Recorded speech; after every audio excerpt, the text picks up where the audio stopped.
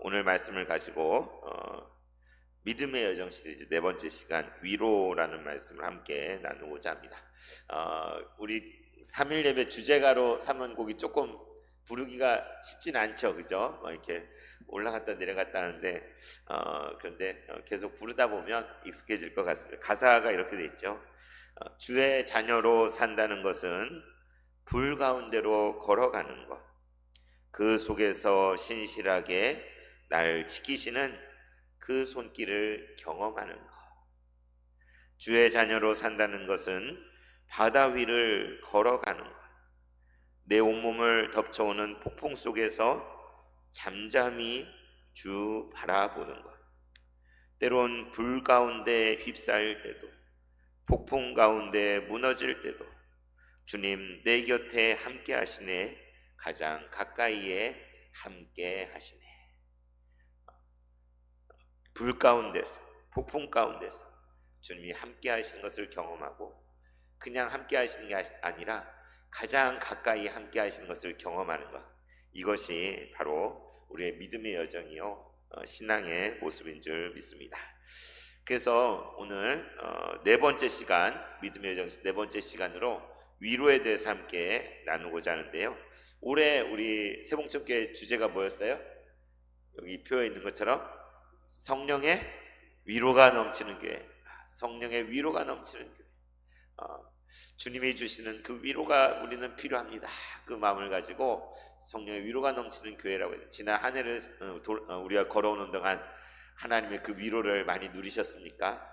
하나님께서, 우리는 위로가 필요한 사람들, 우리는 격려가 필요하고 정말 위로가 필요한 사람인데, 사람이 주는 위로도 중요하지만 하나님께서 성령을 통하여 우리에게 주시는 그 위로가 우리엔 필요한 사람들인 거죠. 우리는 아브라함의 믿음의 여정을 함께 따라가면서 오늘 3일 예배 말씀 계속 나누고 있는데, 사실 아브라함이 그 믿음의 길을 가는 게 아니라 하나님께서 아브라함의 그 길을 인도하고 계신 거죠, 그죠? 눈에 보이는 건 아브라함이 여기로 가고 저기로 가고 그렇지만, 눈에 보이지 않는 하나님께서 그의 삶을 인도하시고 믿음의 여정을 가게 하시는 것을 우린 보게 됩니다. 그 믿음의 여정의 시작은 하나님이셨죠.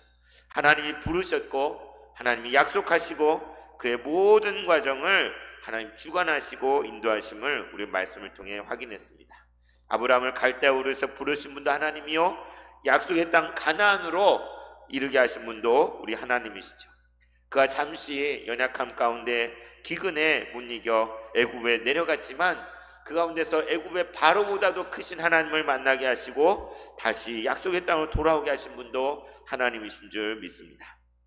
그리고 지난 시간 우리가 나눴던 것처럼 조카 롯과의 갈등 속에서, 그런 아픔 속에서 양보를 하게 되고 그 땅의 우선권을 조카에게 먼저 주는 그런 상황 가운데서도 하나님께서 그 가운데 역사하고 계심을 우리는 믿습니다. 아브라함과 조카 롯이 서로 따로 살게 된 것을 우리가 지난 시간 살펴보았죠. 그들이 풍족하고 많은 것을 가지고 있는 게 오히려 함께 거주하는데 걸림돌이 되고 갈등을 일으키는 요소가 되는 것을 우리 함께 보았습니다. 그랬을 때에 우리 믿음의 삶을 산다는 것, 우리가 주님과 가까이 행하여서 믿음의 여정을 간다는 것은 내 권리와 내가 마땅히 취할 수 있는 그러한 것을 주장하고 내세우기보다는 오히려 형제를 생각하고 지체를 더 생각하여서 내가 좀 손해를 보더라도 양보하고 우선권을 내어줄 수 있는 그러한 것이 우리의 믿음의 여정인 것을 함께 보았습니다. 이제 오늘 13장 12절에서 18절까지 말씀을 가지고 위로라는 제목을 함께 말씀을 나누기 원하는데요, 먼저 12절 13절은 지난 시간 아브람과 롯이 헤어진 그 결과에 대해 나오죠. 선택의 결과가 나오는데 12절 13절 말씀 같이 함께 읽겠습니다. 시작. 아브람은 가나안 땅에 거주하였고 롯은 그 지역의 도시들에 머무르며 그 장막을 옮겨 소돔까지 이르렀더라. 소돔 사람은 여호와 앞에 악하며 큰 죄인이었더라. 아니, 이게 무슨 말씀입니까? 네, 롯이 보니, 조카야 너가 먼저 선택을 해라 하니까 롯이 보니까 동쪽을 보니 물이 넉넉한 거예요. 풍요로운 거예요. 푸르른 거예요. 그래서 야, 저기가 정말 먹고 살기 좋은 땅이다 해가지고 삼촌 저는 동쪽으로 가겠습니다 라고 이렇게 선택을 한 거죠. 그래서 조카가 동쪽으로 가면 아브라함은 어느 쪽으로 가야 돼요? 서쪽으로 가요. 서쪽. 조카가 남쪽으로 가겠습니다 그러면 아브라함은 북쪽으로 갔어야 돼요. 그래서 조카가 이렇게 동쪽 요단 소돔과 고모라 땅. 근데 지난 시간 그 소돔과 고모라 땅 우리는 그 죄악의 땅으로만 너무나 판에밖에 알잖아요. 근데 그 당시에 소돔과 고모라 어떤 곳이었어요? 에덴 동산 같고 애굽 땅 같이 그렇게 풍요롭고 결실이 많고 풍족한 아름다운 땅. 정말 꿈같은 에덴 동산 같았다니까요, 소돔과 고모라가. 그래서 그런 편을 조카가 택한 것이죠. 그리고 아브람은 그 롯을 떠나보냈을 때 오늘 12절 말씀에 아브람은 어디에 거주했어요?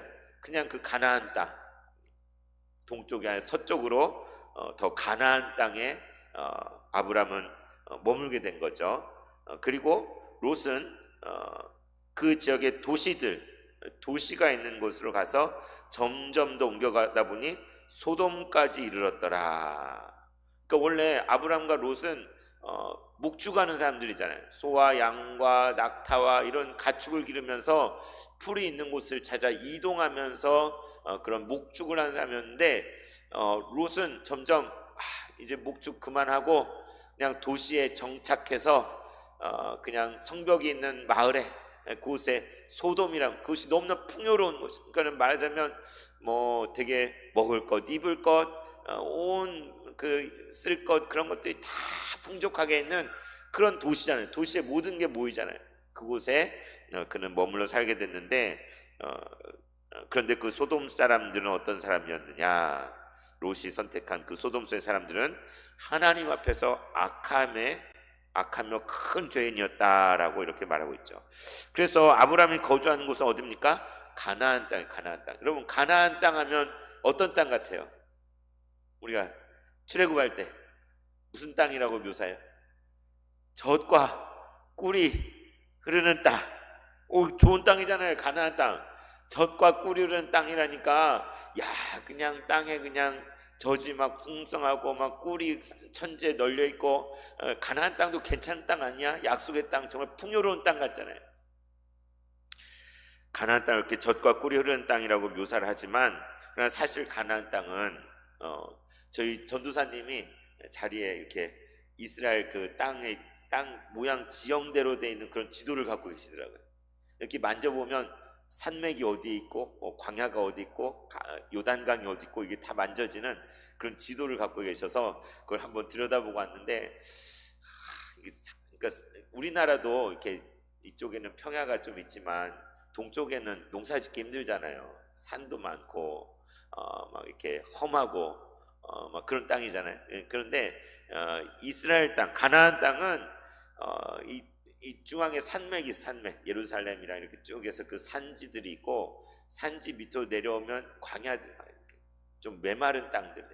이쪽도 이제 그 해안가 쪽에 또 평야가 조금 있긴 하지만 그렇게 비옥한 땅은 아니에요. 그래서 하늘의 비를 순식간에 흡수해 버리는 땅. 좀 물이 좀 흐르고 막 이렇게 있어야 되는데 우기와 건기가 있어가지고 건기 때는 비가 안 오고 이른 비와 늦은 비라는 게 괜히 있는 말이 아니에요. 요즘 우리가 가을에 비가 많이 와서 그 추수를 하는데 정말 우리 권사님 인순남 권사님 걱정을 많이 하죠.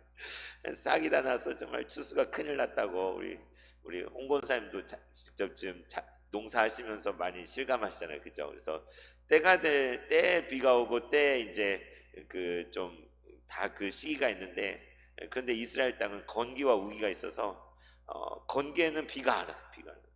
우기에는 비가 와요. 그 비가 오면 그냥 이렇게 물줄기 있는 데가 없던 데 순식간에 물이 차올라 가지고 그냥 막 흘러서 다 지나가 버려. 그런 땅인 것이죠. 그래서 결코 살아가기가 쉬운 땅이에요. 만만치 않은 땅이에요. 아브라함이 사실 평생을 통해 한 일이 무엇인지 아십니까? 목축을 하면서 우물 파는 일. 나중에 이삭 이야기 나오죠. 아버지가 팠던 우물. 아버지 뭐예요? 물이 없으니까 우물이 있어야 사람도 먹고 가축도 먹일 수가 있는 그런 땅이에요. 아브라함은 사실 우물 파는 전문가예요. 우물 파는. 어디를 메마른 땅에서 어디에 물이 있겠다 그런 것들을 다 이렇게 알아보고 해가지고 땅을 파서 물이 솟아나 그래야 사는, 우물을 못 찾으면 죽는 거예요. 아브라함은 사실 우물 파는 전문가였던 것을 우리는 알 수가 있습니다. 그런데 그 가나안 땅에 사람이 살만한 곳들도 꽤 있겠죠. 근데 거기는 누가 있어요? 이미 다 살고 있는, 사람이 좀 집 짓고 좀 성도 쌓고 살만한 곳, 뭐 풀도 많이 자라고 뭐 농사를 질 만한 그런 데는 가나안 원주민들이 이미 다 들어차서 그 땅을 차지하고 사는 거예요. 그래서 아브라함은 자기 땅이 없어요. 장막을 쳐놓고 여기저기 이동하면서 임시로 거주하고 있는 거죠. 마치 나그네처럼 그 땅에 그냥 깃들어서 살고 있는 삶이에요. 자기 소유의 땅이 하나도 없습니다. 하나도. 그 죽을 때까지 소유하게 된 땅 딱 하나 있잖아요. 아내 사라를 장사 지내기 위해서 산 땅, 유일하게 한 점, 그 부분이 자기 소유로 한 마지막 죽기 전에 그런 땅 한 떼기인 거예요. 여러분 땅이 있으신가요? 땅 좀 있으십니까? 집이 있나요? 명의라는 집이 있으신가요? 어떻습니까? 요즘 부동산 막 들썩들썩, 전 잘 모르겠지만 부동산 때문에 막 이렇게 집값이 오르고 뭐 이래서 뭐 대책이 나오고 그래서 사실 집이 있어도 걱정인 것 같고 세금을 많이 내야 되니까 집이 없으면 더 걱정이고 좌절되는 그러한 시대를 우리가 살고 있지 않습니까? 그래서 집 때문에 불안하고 불만이고 걱정이고, 우리 자라나는 그 세대들이 결혼을 잘 안 하는 이유가 뭐예요? 집을 마련하기가 어려워서 집장만 하기가 어려워서 결혼조차도 하기가 쉽지 않아요. 예전에는 집이 있든 없든 결혼했는데 뭐 사골세 방에서 뭐 새방에서부터 시작하더라도 결혼하는데 전혀 그렇지 않았는데 요즘은 없으면 결혼하기가 쉽지 않아요.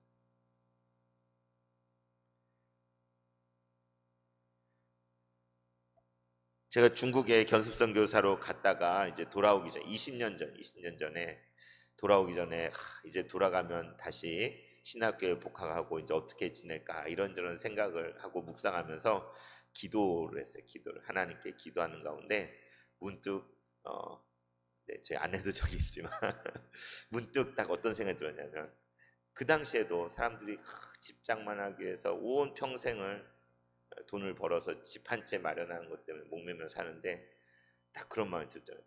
하나님, 저는 절대 집을 소유하지 않겠습니다.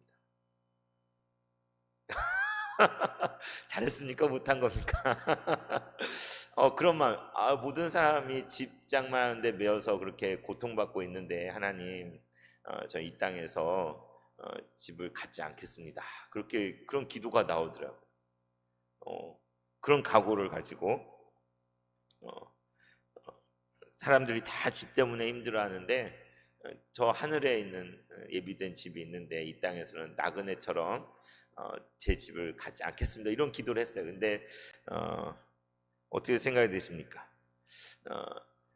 사람들이 집을 원하는 이유를 이해해요. 그러니까 정말 자기 집이 없을 때 좀 서럽고 또 이사 가야 되고 막 이렇게 불편하고 정말 자기 집이 있다는 것과 없다는 것이 큰 차이를 갖잖아요. 여러분도 그래서 평생에 노력하고 땀 흘리고 있어서 집을 장만하신 분도 계시고 아직도 좀 불편한 가운데 사신 분도 계시고 그랬겠지만 저는 제가 소유하고 있는 집이 없습니다. 그리고 제가 소유하고 있는 땅이 단 한 평도 없습니다. 우리 목사님 개털이네 이렇게 하실지 모르겠지만 땅도 없고 집도 없어요. 근데 제가 하나님께 저는 집을 갖지 않겠습니다 그랬는데, 참 지금 다시 생각해 보니까 가질 능력도 없었는데 가질 수 있는 그게 없었는데 마치 제가 가질 수 있는데 안 갖겠다고 하는 것처럼 집을 장만할 수 있는데 장만하지 않겠다고 한 것처럼 그렇게도 여겨질 수 있겠다 그런 생각이 들더라고요. 그래서 결혼할 때 제 아내에게 그걸 이야기할 때 참 제일 곤욕스럽긴 했는데 저희 아내가 그러더라고요. 뭐 제 명의로 하면 되죠. 뭐 이렇게 얘기를 하더라고요. 그런데 농담처럼 이렇게 지나갔습니다. 그런데 근데 그렇게 기도해서 그런지 몰라도 저는 지금도 뭐 이제 50이 다 돼가지만 집도 없고 땅도 없고 어떻게 보면 대책이 없는 그런 인생임. 근데 내가 살고 있는 집이 내 집인 거죠. 이렇게 교회 사택에 이렇게 살고 있고 이렇게 교회에서 이렇게 살 수 있는 곳을 마련해서 얼마나 감사한지. 진짜 은혜로 사는구나. 은혜로 사는. 여기서 나가라고 그러면 살 곳이 없어요. 그래서 은혜로 산다 이렇게 생각이 드는데 근데 그 집이 없어서 좋은 것은 뭐냐면 늘 은혜를 생각할 수밖에 없고 그리고 저 하늘에 있는 하나님이 예비하신 정말 그 집을 소망하게 되는 것 같아요. 이 땅에서는 제가 땅땅거리고 사는 삶을 포기했지만 나 하나님 나라에 가서는 저 하늘나라에서는 하나님께 설악한 그런 하늘에 내 집이 있지 않겠습니까? 그래서 이 말씀을 든 게 뭐냐면 아브라함이 지금 멀리 갈다 그래서 하나님이 약속의 땅으로 가라 해서 왔는데 전에도 말씀드린 것처럼 거기에 자기 땅이 없어요. 가라고 해서 하나님 뭐 땅을 주신다고 해가지고 그 아주 유용한 정보를 듣고 제가 순종해서 여기까지 왔는데 가나안 사람들이 이미 다 살고 있네. 이미 좋은 데 다 차지하고 있네. 이 기근 때문에 견디다 못해 애국까지 내려갔다 겨우겨우 어떻게 돌아왔는데 불을 많이 쌓긴 했지만 이거 장막을 치고 있을 그곳조차도 비좁아서 조카 롯과 갈등이 생겨서 롯에게 너가 먼저 선택해라. 롯은 더 좋은 땅, 더 풍요로운 땅을 선택하고 가버렸잖아요. 이제 어떡합니까? 그 반대쪽으로 가야 되는데. 그런 아브라함의 그런 모습을 그런데 반면 롯은 아까 말씀드린 도시로 들어갔죠. 안락함과 편안함이 있는 곳, 도시 안에는 모든 그 이용할 것들이 많이 있잖아요, 그죠? 편리한 그런 도시로 점점 롯은 들어갔어요. 그런데 그곳은 여호와 앞에서 악한 도시. 그곳 사람들은 큰 죄인이었다. 보통 죄인이 아니라 큰 죄인이었다. 그러니까 겉모습으로 그럴듯하게 보이는 것과 실상이 다를 수 있는 거예요. 그걸 참 조심해야 돼요. 요즘 캄보디아 뉴스에 계속 나오지만 어떻게 보면 취업 사기잖아요. 일확천금. 우리 청년들에게 젊은이들에게 거기 가면 큰 돈을 벌 수 있다. 조금 불법을 뭐 이렇게 뭐 대포 통장을 뭐 명예 통장을 이렇게 몇 개 해가지고 오면 그걸로 이렇게 돈벌이 할 수 있고 큰 돈 벌 수 있다. 이런 유혹에 넘어가서 그곳에 갔는데 막상 가서 보니 있는 거 다 뺏기고 감금당하고 협박당하고 범죄 하고 싶지 않아도 그것을 해야 되고 폭행당하고 심지어 죽임까지 당하는 그런 비극적인 일이 벌어져. 근데 그런 일이 벌어지고 있을 거라고 누가 생각했겠습니까? 캄보디아의 그 범죄 속을 단지를 보면 깨끗하고 막 되게 좋아 보이잖아요, 그죠? 근데 그 안에서 벌어지는 모든 것은 극악무도한 죄. 그러니까 기업형 그 범죄 집단, 나라와 결탁, 국가와 결탁을 해서 수천 명, 뭐 중국 사람뿐만 아니라 뭐 캄보디아 사람, 우리나라 사람들도 거기에 연루돼 가지고 지금 뭐 그것을 수사하고 뭐 여러 가지 조사하고 이렇게 뉴스를 통해 접해야 되는데 겉보기에 모습, 겉보기에는 그럴 듯한 그룹, 기업, 사업, 뭐 부동산 사업, 뭐 무슨 장학 사업, 막 그럴 듯한 뭐 태자 그룹 뭐 해가지고 그런데 알고 보면 그는 완전히 사악한 범죄 속을 범죄, 사람 목숨을 파리 목숨처럼 여기고 인신매매라고 팔아넘기고 마약을 하고 온갖 악한 것들은 거기에 다 들어있더라고요. 지금 롯이 선택하여 들어간 그 소돔과 고모라의 모습이 겉은 정말 윤택하고 정말 풍요롭고 에덴 동산 같고 애국처럼 그렇게 풍요로운 땅일지 몰라도 그 안에 살아가는 사람들, 그 안에서 벌어진 일들은 우리가 이제 앞으로도 확인할 수 있지만 끔찍한 인간의 탈을 할 수 없는 그러한 일들이 자행되는 그러한 도시가 바로 소돔과 고모라인 것이죠. 그래서 롯은 그쪽으로 택할 갔고 아브람은 가나안 땅에 남게 됐어요. 그래서 오늘 마지막 말씀 보면 아이와 베델 동편 거기에 있다가 이제 헤브론으로 이제 서쪽으로 이제 이동하는 것을 남서쪽으로 이동하는 걸 보게 되는데, 이제 14절 말씀, 롯이 아브람을 떠난 후에 홀로 남은 그 상황을 14절 말씀 우리 함께 읽겠습니다. 시작.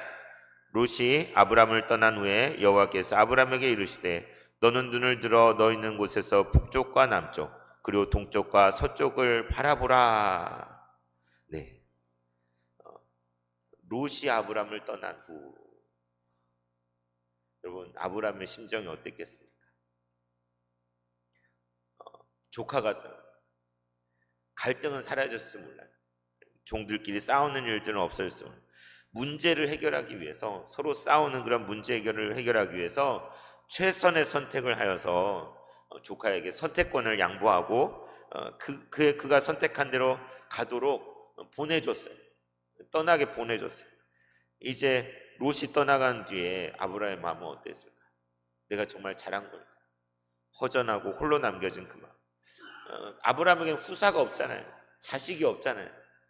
조카 롯을 아들처럼 여기고 거두어서, 그 부모가 먼저 돌아가셔서 죽어서 아들처럼 여기고 어쩌면 내 후사를 이을 사람이 롯이다라고 생각하고 그 먼 길을 떠나와서 가나안까지 왔고 애굽까지도 같이 내려왔다 왔는데, 이제는 더 이상 같이 있을 수가 없어서 떠나보낸, 이별을 하게 된 그런 상황 가운데 얼마나 낙심이 되고 허탈하고 상심이 컸겠습니까?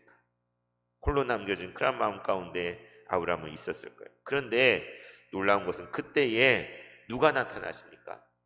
하나님께서 나타나십니다. 롯이 아브라함을 떠난 후에 여호와께서 아브라함에게 이르시되, 하나님께서 혼자 남아있는 롯을 떠나보낸 그 아브라함에게 나타나셔서 그에게 말씀하신 거죠. 어쩌면 여긴 기록되어 있지만 아브라함아 하고 이름을 불렀어요. 아브라함아, 내가 알았던 그 음성이 나를 부르신, 그걸 듣고 아브라함, 네 하나님 제가 여기 있습니다 라고 답하지 않았겠습니까? 아브라함에게 하나님께서 찾아오셔서 말씀을 하시는, 뭐라고 말씀하시느냐? 너가 있는 곳에서 너는 눈을 들어라. Open your eyes. 너의 눈을 들어라. 그 전까지 그가 땅을 보고 있어요. 정말 우리가 기운이 빠지면 시선이 어디로 가요? 저 하늘로 가는 게 아니라 점점 아래로 가잖아요. 힘이 없으면 자꾸 눈이 땅으로 떨어지잖아요. 그런데 하나님께서 눈을 들라, 고개를 들라 그런 것처럼 너의 눈을 들어라. 그리고 뭐라고 말씀하시냐면 너가 있는 곳에서 북쪽을 한번, 남쪽 그리고 동쪽과 서쪽을 바라보아라 라는 말씀하십니다. 그러니까 아브라함은 자기의 땅이 하나도 없는 곳에 나그네처럼 있으면 이제 조카 롯까지 떠나보낸 그러한 상황 가운데 어쩌면 하나님 이게 뭡니까? 저를 부르셔서 약속의 땅을 약속하시고 후손을 약속하여 여기까지 왔는데 정말 내 아들같이 그랬던 롯도 떠나가고 내 소유로 된 땅도 하나도 없고 그런 척박한 곳에 내가 있는, 하나님 어떻게 된 겁니까? 그러고 있었을지도 몰라요. 하나님께서 그에게 찾아오셔 말씀하시며 너의 눈을 들어서 너가 있는 곳에서 북쪽과 남쪽 동쪽과 서쪽을 바라보아라 라고 말씀하신 거죠. 눈을 들어 동서남북을 보라는 거예요. 우리는 동서남북 이렇게 하잖아요, 그죠? 근데 성경에서 뭐라고요? 북남동서예요. 북남동서. 네네. 우리는 동서남북 그러는데 이스라엘에서는 북남동서 이러는구나. 그러니까 북쪽을 보고 남쪽을 보고 동쪽을 보고 서쪽을 봐라라고 하나님께 말씀하시면서 그 땅을 보라고 하신 이유가 무엇입니까? 15절에 땅에 대한 약속. 15절만 같이 읽을까요? 시작. 보이는 땅을 내가 너와 네 자손에게 주리니 영원히 이르리라. 뭐라고 말씀해요? 자, 눈을 들어서 동서남북을 바라보아라 말씀하시고는 내 눈에 지금 무엇이 보여? 내 눈에 보이는 땅들이 있지 않느냐? 너가 보고 있는 그 땅을 내가 너와 너의 자손에게 줄 것이다. 너가 지금 눈으로 이렇게 우리가 이렇게 볼 수 있잖아요. 눈으로 이렇게 훑으면서 뭐 여기에 뭐 성경책이 있고 자석이 있고 뭐 이렇게 눈으로 보잖아요. 근데 하나님께서 네가 지금 눈으로 보고 있는 거 다 내가 너한테 선물로 줄게. 이렇게 말씀하십니다. 네가 북쪽 땅을 바라보고 남쪽을 바라보고 동쪽과 서쪽을 바라보는데 그 땅을 너에게만이 아니라 너의 후손에게 내가 줄 터인데 언제까지요? 영원히 이르도록. 하나님 약속은 어마어마한 거예요. 그냥 뭐 50년 기한, 100년 기한, 그래도 감지덕지잖아요. 너 사는 동안 그 땅을 네가 소유하게 해줄게. 네 아들 때까지 갖게 해줄게. 이렇게만 해도 얼마나 감사하겠어. 그런데 너와 내 후손에게 내가 줄 것인데 영원히 이를 것이다 라고 하나님 약속하신다. 얼마나 놀라운 약속입니까? 땅에 대한 약속을 하시고 이제 16절에는 후손에 대한 약속을 하세요.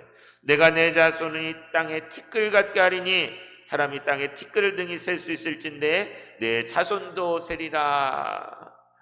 뭐라고 했 너와 내 자손에게 이 땅을 준다고 했잖아요. 영원토록 준다고 했는데 너의 자손을. 아브라함의 자손이 있어요, 없어요? 없어요. 아들이 없어요. 대를 이을 사람이 없어요. 롯도 떠나갔어요.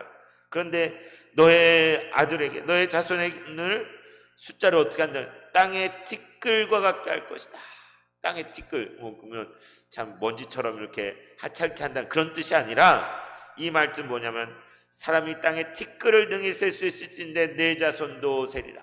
셀 수 없을 만큼, 도저히 헤아릴 수 없을 만큼 어마어마하게 내 자손이, 내 후손이 어마어마하게 내가 할 거야 라고 말씀하십니다. 여러분, 이게 말이 되나요? 아니, 지금 아브라함의 상황 가운데 그가 눈으로 보는 동서남북의 땅을 다 그에게 주시겠다고 하는데 이게 가능한 일입니까? 그리고 그에겐 나이도 많고 또 아내가 자식을 가질 수 없어서 정말 자식이 없는 상황인데 너의 후손이 이 땅의 티끌과 같이 셀 수 없을 정도로 바다의 모래와 같이 그렇게 많은 후손이 생기게 내가 할 것이다 라고 하나님은 약속을 하십니다. 땅과 그 후손에 대한 약속. 땅도 없고 후손도 없는 아브라함에게 너무나 불가능해 보이는, 말이 안 되는, 있을 수 없는 그러한 약속을 하나님은 하고 계십니다. 그런데 여러분, 아무리 불가능해 보이고 말이 안 돼도 중요한 것은 지금 이 약속을, 이 말씀을 하시는 분이 바로 하나님이시라는 거예요. 온 천지 만물을 지으시고 다스리시는, 그리고 아브라함의 그 믿음의 여정을 시작하도록 부르셨던 그 하나님께서 이 약속을 지금 하고 있다는 것이죠. 17절에 이렇게 이야기합니다. 일어나라. 너는 일어나 그 땅을 종과 횡으로 두루 다녀보라. 내가 그것을 너에게 주리라. 아까는 동서남북에 있는 땅을 보라고 했잖아요. 땅 보러 다니지. 땅을 살려면 땅을 보러 다녀야지. 그 땅을 내가 다 줄게. 영원토록 줄게. 이제는 뭐라고 그래요? 일어나. 너 이제 다리 털고 일어나. 걸어가봐. 북쪽으로도 가고 남쪽으로 종과 횡으로 걸어다녀. 좀 걸어다녀. 막 그러는 거예요. 하나님이 시키시니까 해야죠. 그죠? 네가 밟고 있는 땅 있잖아. 네가 지금 발바닥으로 밟고 있는 그 땅을 내가 그것을 너에게 줄게. 모르는 사람이 보면 웬 노인네가 좀 정신이 나가가지고 막 감격하면서 막 놀라면서 막 땅을 이리저리 막 돌아다니고 있는 거예요. 내 땅이다. 야, 저 사람 좀 정신 나갔다라고 할 수도 있지 않겠습니까? 근데 하나님 지금 아브라함에게 눈을 들어 동서남북의 땅을 보라고 하시면 그걸 영원히 너와 내 자손에 줄 것이며 너의 자손은 한두 명이 아니라 두세 명이 아니라 땅의 티끌과 같이 셀 수 없이 많을 정도의 그러한 자손이 되게 내가 할 것이고 이제 너는 일어나서 직접 그 땅을 발로 밟아서 동서남북을 종과 횡으로 다녀보아라. 바로 그 땅을 너에게 주겠다라고 하나님은 아브라함에게 말씀하고 계신 것입니다. 주저앉아 낙심하고 있는 자에게 찾아오셔서 그를 위로하시면서 그에게 놀라운 약속을 주시는 분은 바로 하나님이십니다. 하나님의 약속은 불가능해 보일지라도 하나님께서 그걸 약속하신다는 거예요. 그 약속은 점점 더 구체화돼요. 처음 갈대아 우르에서 아브라함을 불렀을 때 하셨던 말씀 있잖아요. 그리고 이제 가나안 땅에 왔을 때 바로 여기다라고 하는 말씀, 바로 이 땅이다, 너에게 약속한 땅이 바로 여기야 라고 말씀하셨어요. 가나안 사람들이 다 차지하고 있는 땅인데 바로 이 땅 너에게 약속한 땅이야 라고 말씀하셨는데, 이제 그러다가 애굽에 내려갔다 다시 올라와서 이제 롯까지 떠난 그런 더 상심하는 상황 가운데 하나님 찾아오셔서 구체적으로 얘기하시는 거예요.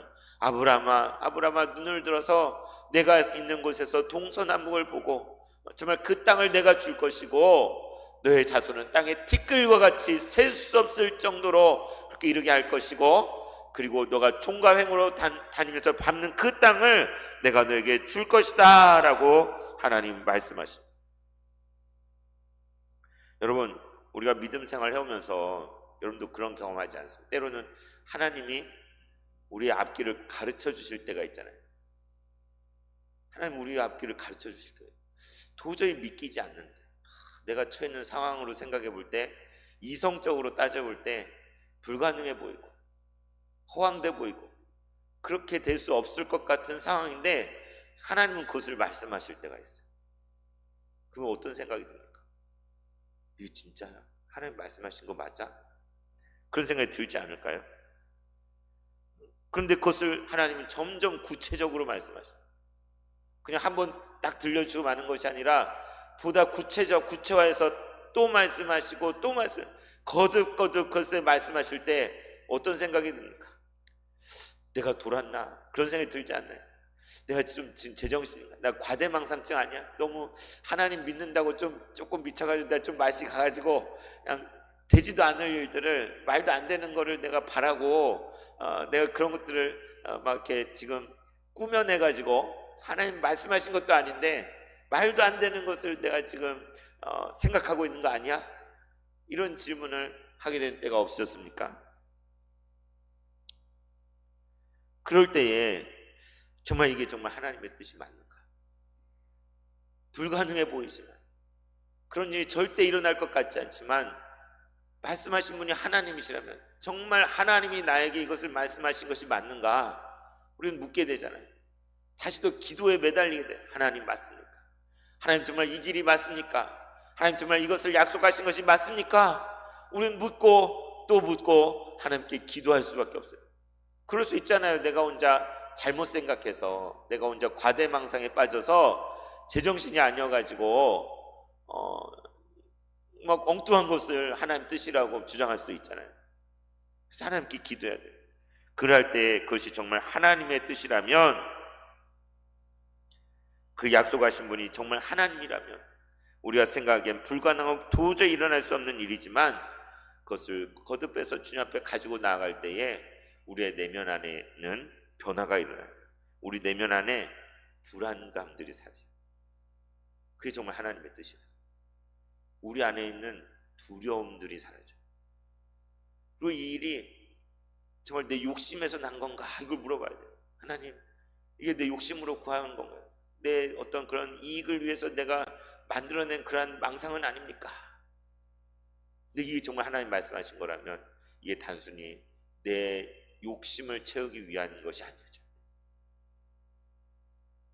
그리고 내 안에 불안과 두려움과 그런 것들이 사라지고 점점 우리 안에 평강과 안식과 위로와 전에는 있지 않았던 그런 믿음이 생겨요.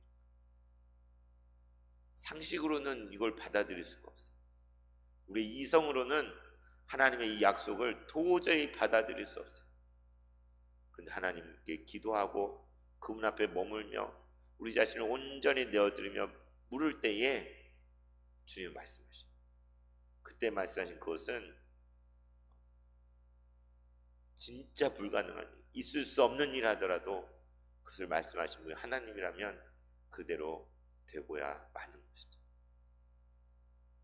하나님은 이것을 우리에게 가르쳐 주기 원하십니다. 우리가 사도행전 말씀을 함께 보고 있지만 바울이 2차 전도여행을 떠났잖아요. 바나바와 다투고 헤어진 후에 이제 육로를 통해서 소아시아 지역을 다시 돌아가면서 루스드라에 가고 디모데를 만나기도 하고 자기가 가고자 하는 곳이 있어요. 드로비모에 가서 복음을 전해야지 했는데 이렇게도 안 되고 저렇게도 안 되고 용을 써도 안 되는 성령께서 막으시는 거예요. 아시아에 가서 복음을 전하려 하는데 성령께서 바울을 막아요. 아니 하나님 복음 전한다는데 정말 예수 이름을 증거하러 간다는데 왜 막으십니까? 왜 길을 안 여십니까? 왜 이것이 안 되게 하십니까 주님? 바울이 얼마나 고민이 됐겠습니까? 한 번도 이런 적이 없어요. 하나님께서 막으시는 거예요.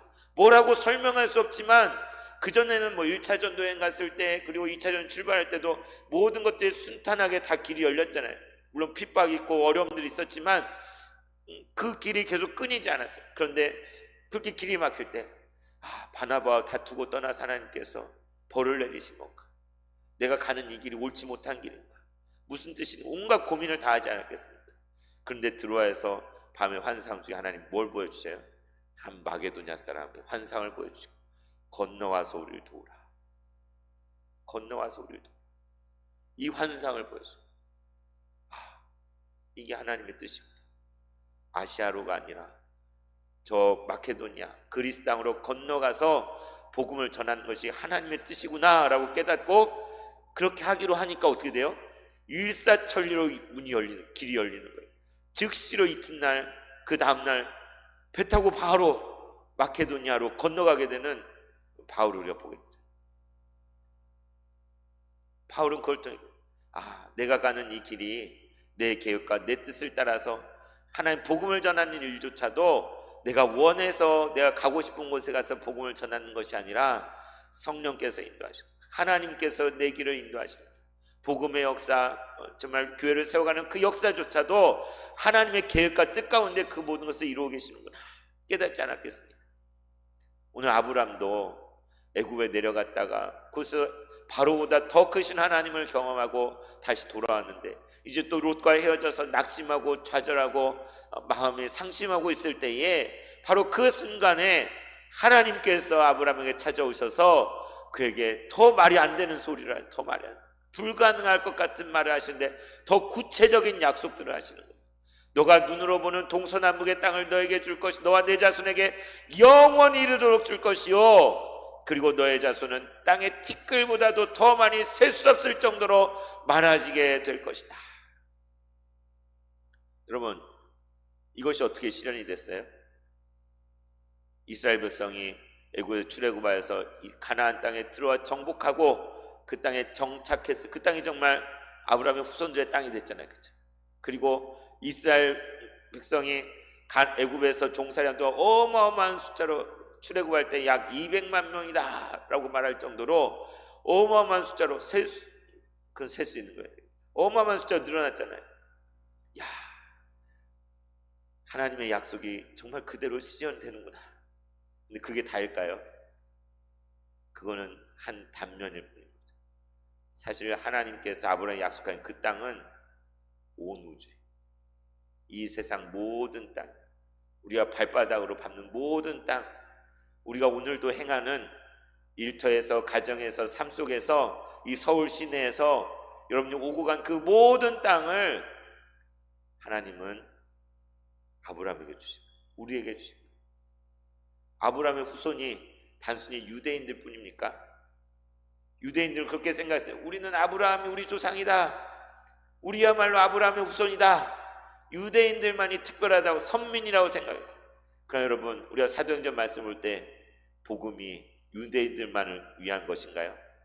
유대인이나 헬라인이나 차별이 없이 수많은 이방인들이 복음을 듣고 예수님께 돌아오는 역사를 우리가 사도행전을 보고 있고 지난 2000년의 역사를 통하여서 그 복음은 오고 오는 세대 가운데 단순히 그 가나안 땅 사마리아 땅만에만 갇혀있는 복음이 아니라 유럽으로 아시아로 온 세상으로 퍼져나가서 이 땅의 티끌보다 더 많이 셀 수 없는 그의 후손이 바로 우리들이에요.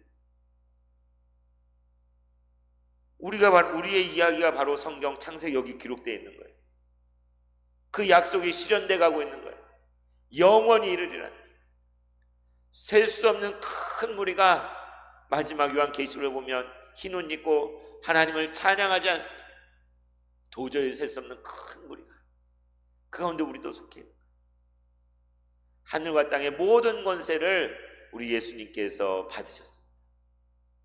이 약속, 너와 내 자손에게, 너의 씨에게 바로 예수 그리스도지. 주님께서 하늘과 땅의 모든 권세를 다 받으셨고 다스리시고 통치하시며 장차 오실 것이고, 우린 그의 자녀, 하나님의 자녀로 택함 받아서 이 셀 수 없는 땅의 티끌보다도 더 많은 그 수 안에 바로 저와 여러분도 포함이 된다. 지금 오늘을 살아가는 우리뿐만 아니라 우리의 자녀들, 그 자녀의 자손들, 손자, 후손들, 세상 끝날까지 이르기까지 오고 오는 모든 세대 가운데 주님께서 부른 그 모든 사람들이 오늘 아브라함에게 약속한 이 약속의 성취로 우리가 그 증거로 여기에 있는 것입니다. 아브라함이 이것을 다 알았을까요? 간음이 되지 않았을까요?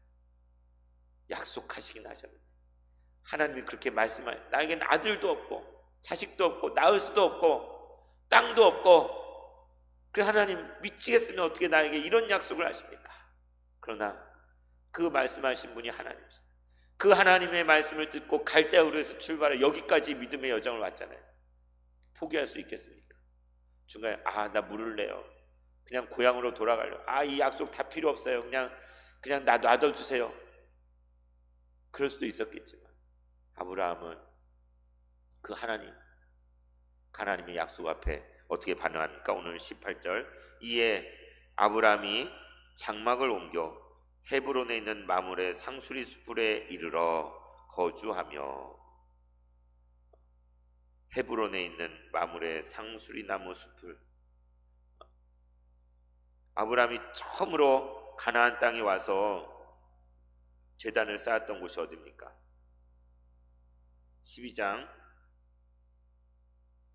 세겜몰의 상수리 나무죠. 근데 이때 그리고 이제 헤브론이라는 곳으로 가서 그 상수리 나무 마물의 상수리 숲에 이르러서 거기에 거주하면서 여호와를 위하여 제단을 쌓았더라. 제단을 쌓았더라. 받아들인 거예요. 주님, 도저히 나는 상상이 되지 않고 불가능해 보이지만 당신께서 그렇게 말씀하시니 나는 그것을 믿겠습니다. 그것을 받아들이겠습니다.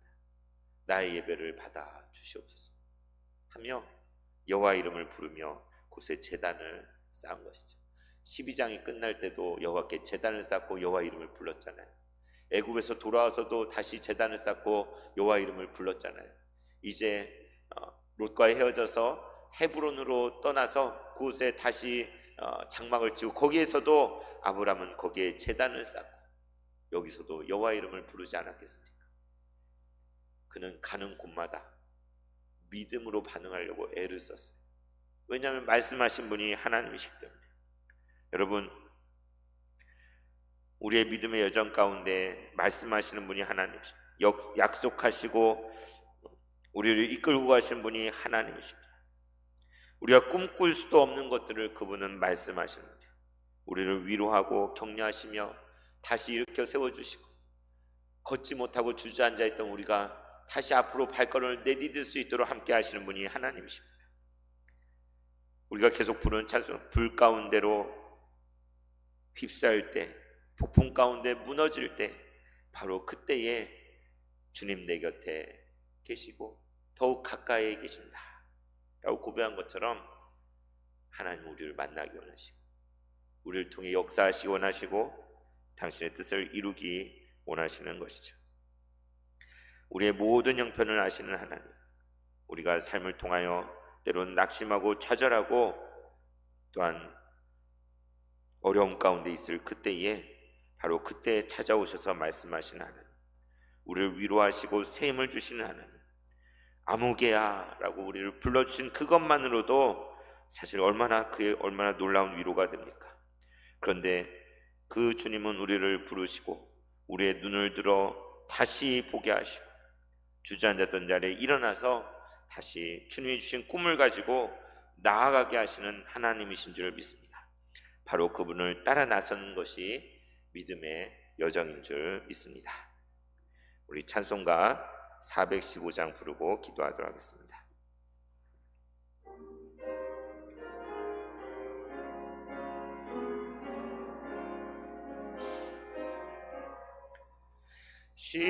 십자가 그늘 아래 나 쉬기 원하네.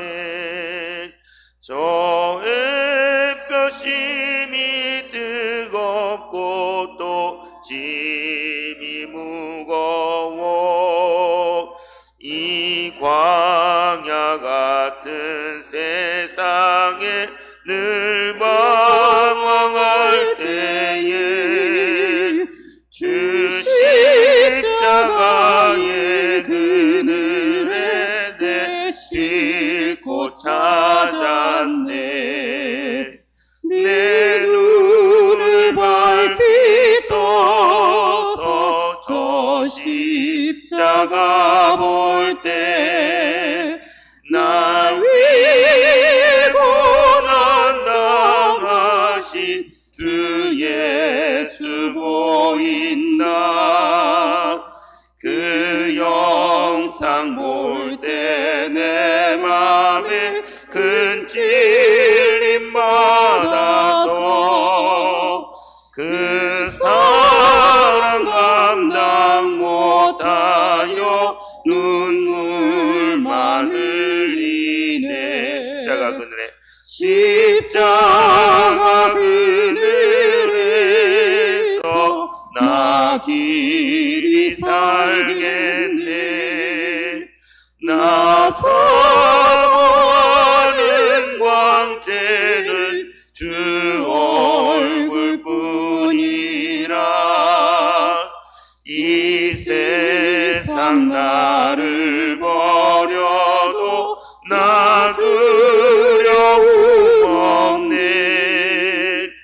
내 한량없는 영광은 십자가뿐이라.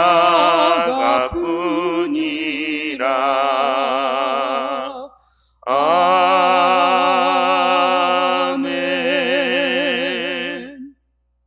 하나님 아버지, 아브라함의 여정을 통하여 하나님께서 그를 찾아오시고 좌절하고 낙심한 그 아브라함에게 찾아오셔 말씀하시며 그에게 새로운 꿈과 비전을 주시고 위로하시고 다시 일어설 수 있는 힘을 주신 것을 봅니다. 주님, 우리도 믿음의 여정을 나아갈 때에 우리의 생각대로 되지 않고 좌절하고 낙심하고 힘든 순간들이 있을 때 그때 주님 우리에게 찾아오셔서 우리에게 주님의 꿈을 꾸게 하시고 우리가 상상할 수 없는 일들을 이루시는 분이 하나님이신 줄 믿사오니 주여 말씀하여 주시옵소서.